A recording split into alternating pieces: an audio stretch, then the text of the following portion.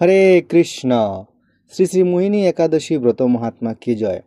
কুম্ভপুরাণে বৈশাখ শুক্লপক্ষের মোহিনী একাদশী ব্রত মহাত্মা বর্ণনা করা হয়েছে। মহারাজ যুধিষ্ঠির বললেন, হে জনার্দন, বৈশাখ শুক্লপক্ষীয় একাদশীর কি নাম, কি ফল, কি বিধি, এ সকল কথা আমার নিকট বর্ণনা করুন।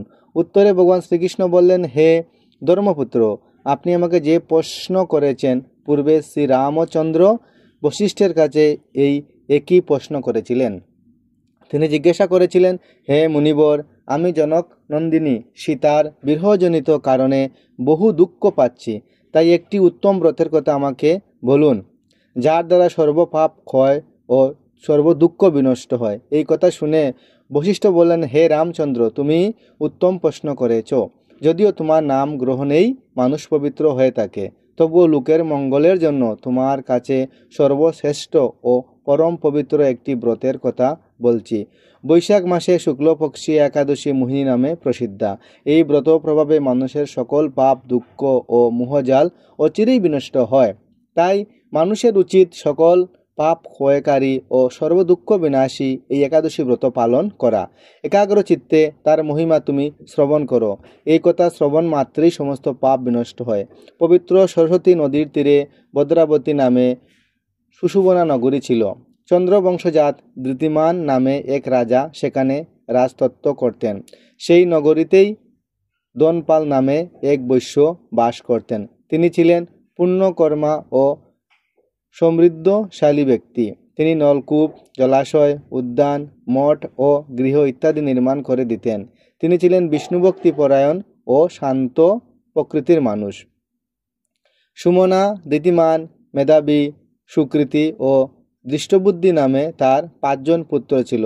পঞ্চম পুত্র দৃষ্টবুদ্ধি ছিল অতি দুরাচারী। সে সর্বদা পাপ কার্যে লিপ্ত থাকত। পর স্ত্রী সঙ্গে বেশাসক্ত, লম্পট ও দ্রুতক্রিয়া প্রভৃতি পাপে সে অত্যন্ত আসক্ত ছিল। দেবতা, ব্রাহ্মণ ও পিতামাতার সেবায় তার একেবারেই মতি ছিল না। সে অন্যায় কার্যে রত, দুষ্ট স্বভাব ও পিতৃদন ক্ষয়কারী ছিল। সব সময় সে অবক্ষয়, বক্ষণ ও সুরাপানে মত্ত থাকত। পিতা ধনপাল একদিন পথ চলছিলেন। হঠাৎ তিনি দেখতে পেলেন দৃষ্টবুদ্ধি এক বেশ্যার গলায় হাত রেখে নিঃসংকোচে ঘুরে বেড়াচ্ছে। তার নির্লজ্জ পুত্রকে এইভাবে চৌরাস্তায় ভ্রমণ করতে দেখে তিনি অত্যন্ত মর্মাহত হলেন। এই কুস্বভাব দর্শনে ক্রুদ্ধ হয়ে তিনি তাকে গৃহ থেকে বের করে দিলেন। তার আত্মীয় ও স্বজন তাকে পরিত্যাগ করল। সে তখন নিজের অলঙ্কারাদি বিক্রি করে জীবনযাপন করত। কিছুদিন এইভাবে চলার পর অর্থ অভাব দেখা দিল।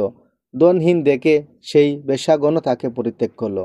অন্ন বস্ত্রহীন দৃষ্টবুদ্ধি ক্ষুধা তৃষ্ণায় অত্যন্ত কাতর হয়ে পড়ল। অবশেষে নিজের গ্রামে সে চুরি করতে লাগলো। একদিন রাজপ্রহরী তাকে ধরে বন্দি করলো, কিন্তু পিতার সম্মানার্থে তাকে মুক্ত করে দিল। এভাবে বার কয়েক সে ধরা পড়ল ও ছাড়া পেল, কিন্তু তবুও সে চুরি বন্ধ করল না। তখন রাজা তাকে কারাগারে বন্ধ করে রাখলেন। বিচারে সে কোষাগার দণ্ড ভোগ করল।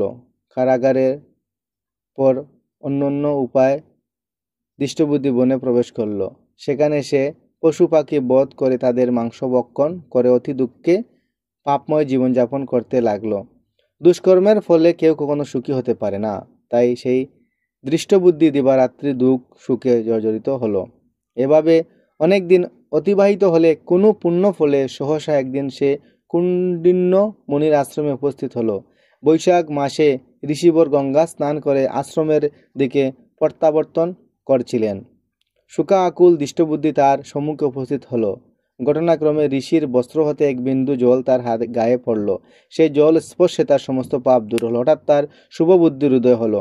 ঋষির সামনে সে কৃতাঞ্জলি ফুটে প্রার্থনা করতে লাগলো, হে ঋষিশ্রেষ্ঠ, যে পুণ্য প্রভাবে আমি এই ভীষণ দুঃখ যন্ত্রণা থেকে মুক্তি লাভ করতে পারি তা কৃপা করে আমাকে বলুন। ঋষি বললেন, বৈশাখ মাসে শুক্লপক্ষে মোহিনী নামে যে প্রসিদ্ধ একাদশী আছে, তুমি সেই ব্রত পালন করো। এই ব্রতের ফলে মানুষের বহু জন্ম অর্জিত পর্বত প্রমাণ পাপরাশি ক্ষয় হয়ে থাকে। মহামুনি বশিষ্ঠ বললেন, কুণ্ডিন্য ঋষির উপদেশ শ্রবণ করে প্রসন্ন চিত্তে দৃষ্টবুদ্ধি সেই ব্রত পালন করল। হে মহারাজ রামচন্দ্র, এই ব্রত পালনে সে নিষ্পাপ হলো, দিব্যদেহ লাভ করল।